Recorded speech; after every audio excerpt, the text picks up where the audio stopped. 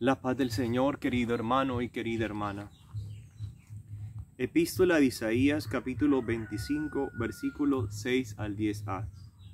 Aquel día el Señor de los ejércitos preparará para todos los pueblos en este monte un festín de manjares suculentos, un festín de vinos de solera, manjares enjundiosos, vinos generosos. Y arrancará de este monte el velo que cubre a todos los pueblos, el paño que tapa a todas las naciones. Aniquilará la muerte para siempre.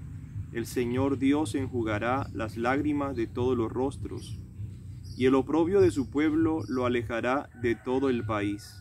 Lo ha dicho el Señor. Aquel día se dirá: aquí está nuestro Dios, de quien esperábamos que nos salvara. Celebremos y gocemos con su salvación. La mano del Señor se posará sobre este monte. Salmo 22. El Señor es mi pastor, nada me falta. En verdes praderas me hace recostar, me conduce hacia fuentes tranquilas y repara mis fuerzas. Me guía por el sendero justo, por el honor de su nombre, aunque camine por cañadas oscuras. Nada temo porque tú vas conmigo, tu vara y tu cayado me sosiega. Preparas una mesa ante mí enfrente de mis enemigos. Me unge la cabeza con perfume y mi copa rebosa. Tu bondad y tu misericordia me acompañan todos los días de mi vida, y habitaré en la casa del Señor por años sin término. Continuación del Santo Evangelio según San Mateo, capítulo 15, versículo 29 al 37. En aquel tiempo Jesús, bordeando el lago de Galilea, subió al monte y se sentó en él. Acudió a él mucha gente, llevando tullidos, ciegos, lisiados, sordomudos, y muchos otros. Los echaban a sus pies, y él los curaba. La gente se admiraba al ver hablar a los mudos, sanos a los lisiados, andar a los tullidos, y con vista a los ciegos, y dieron gloria al Dios de Israel. Jesús llamó a sus discípulos y les dijo: me da lástima de la gente porque llevan ya 3 días conmigo y no tienen que comer. Y no quiero despedirlos en ayunas, no sea que se desmayen en el camino.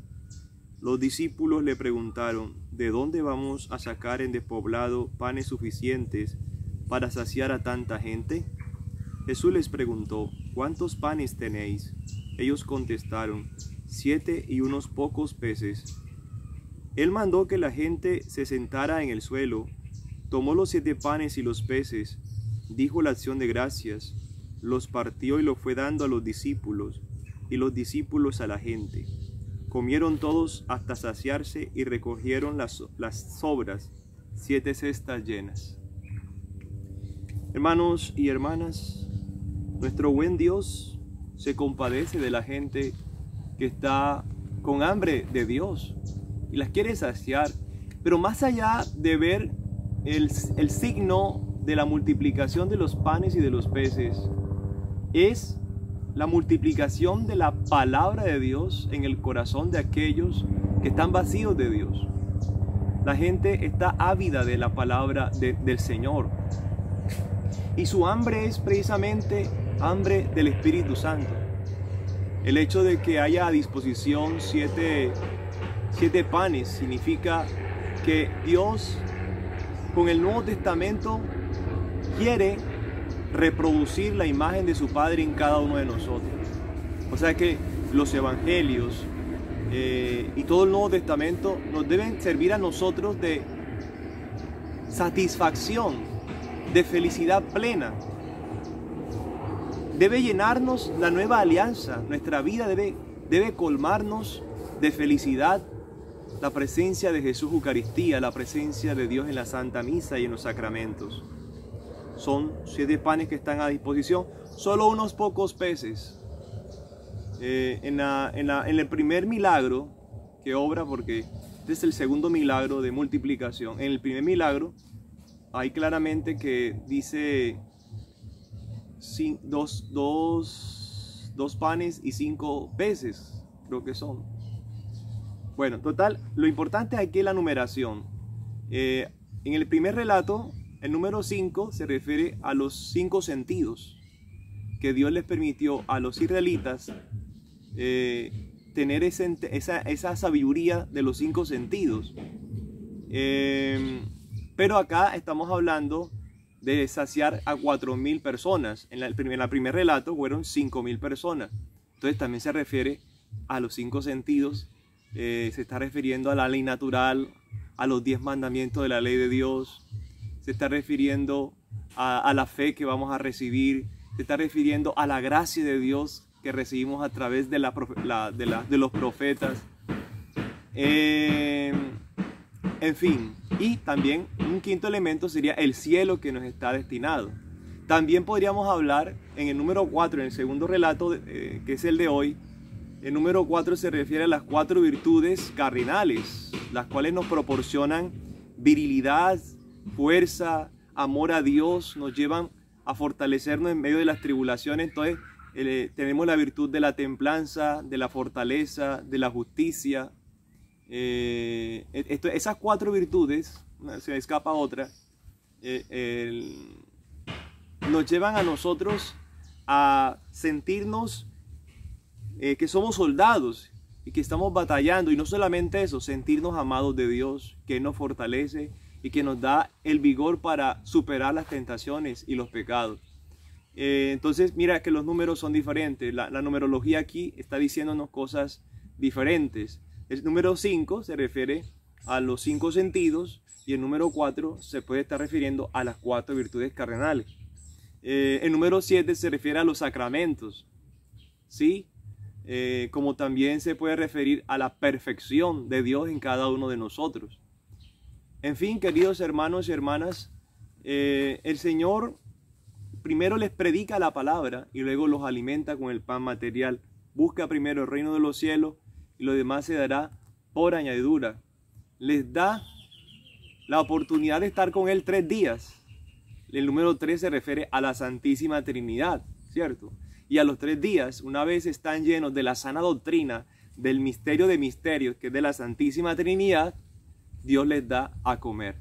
Entonces, mire que primero, siempre la iglesia en su sabiduría, pues por supuesto que ha aprendido del gran maestro, su cabeza, Jesús, primero predica la doctrina y luego comemos el pan de vida. La Santa Misa tiene esa estructura. Primero la purificación, la penitencia, recibimos la palabra, la predicación de la misma palabra, y luego de la palabra pasamos al banquete, a comernos el cuerpo de Cristo. Entonces Dios nos está como transmitiendo, ya nos está formando desde esa estructura, desde su forma de obrar las cosas, ya nos está diciendo a los discípulos cómo debemos celebrar los sacramentos, cómo debemos actuar, cómo debemos purificarnos para recibir la palabra de Dios. Entonces, ante todo aquí el Señor nos está dando una clase doctrinal de dogma prácticamente, porque antes de este episodio el Señor ya ha sanado la hemorroísa que representa a los gentiles y luego resucita a la hija del príncipe de la sinagoga. Esto quiere decir que hasta que no entre el último gentil a la iglesia, Dios no puede hacer volver al pueblo de Israel nuevamente a ser pueblo de Dios, a traerlo a su reino nuevamente. Entonces, después de que sucede eso, después de que sucede el término de los gentiles y la conversión de Israel, entonces viene el Señor y comienza con ese relato tan hermoso de doctrina sana y luego recibirlo a Él en su palabra y en su presencia real eucarística. Todo eso está de la mano entonces. O sea, ¿qué nos apunta a todo esto? La conversión de los gentiles y del pueblo de Israel nos debe llevar a una purificación, a una acogida de la sana doctrina trinitaria, de la Santa Trinidad, para así recibir a Jesús sacramentado. Hermanos y hermanas, tú antes de hacer la primera comunión, lo primero que haces es catequizarte de los misterios principales de nuestro catecismo de la Iglesia Católica. Estamos en Adviento, recuerda, y es un tiempo propicio para que en familia compartamos no solo la palabra de Dios, sino el catecismo, para volver a esas verdades de fe, entre el misterio de la encarnación y del nacimiento del niño Dios. Y siempre va a estar latente en todos esos misterios el misterio de la Santísima Trinidad en todo. En los sacramentos, siempre que empecemos una oración, siempre empezamos en el nombre del Padre, del Hijo y del Espíritu Santo. La Trinidad está en todo. Eso es el gran misterio para santificarnos, para contemplarlo. Que Dios te bendiga, que la Reina de la Paz te conceda su bendición maternal en el nombre del Padre, del Hijo y del Espíritu Santo. Amén. Que tengas un feliz día.